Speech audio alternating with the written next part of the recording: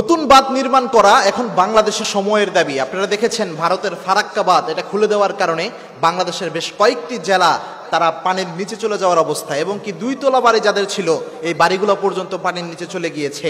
ভারত তারা একটা ফারাক্কা বাঁধ তৈরি করেছে যেটা 7350 ফুট দৈর্ঘ্য, যেটার এরকম একটা বাঁধ নির্মাণ করেছে আর একটা পানি জমায়ে রাখে দীর্ঘদিন যাবত।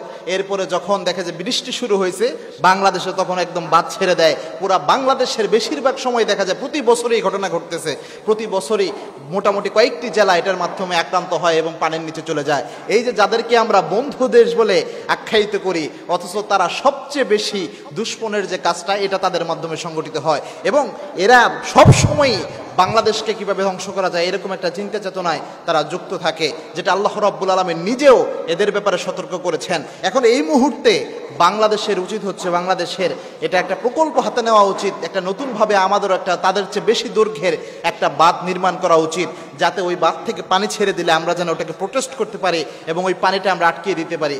এবং বেশি দৈর্ঘ্যওয়ালা, বেশি উচ্চতাওয়ালা একটা বাঁধ নির্মাণ করা এটা সকল মানুষের একটি দাবি। এই জন্য যদি সর্বাত্মক সহযোগিতা মানুষের প্রয়োজন হয়, এবং প্রবাসী ভাইরা ঘোষণা দিয়েছেন সর্বোচ্চ অর্থনৈতিক সহযোগিতা এই বর্তমান যারা সরকার রয়েছে তাদেরকে তারা করতে রাজি রয়েছে।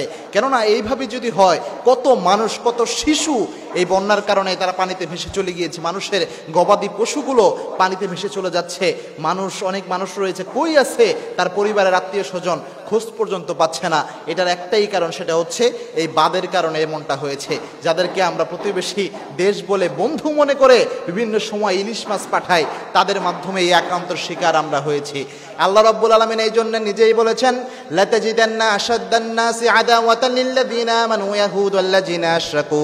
সূরা মায়েদার 82 নম্বর আয়াতে আল্লাহ জানিয়েছেন, শুনে রাখো ঈমানদারেরা, তোমাদের জন্য সবচেয়ে বড় দুশমন, তোমাদের জন্য সবচেয়ে বড় শত্রু হিসেবে তোমরা যাকে পাবা সেটা হচ্ছে ইহুদিরা এবং মুশরিকরা।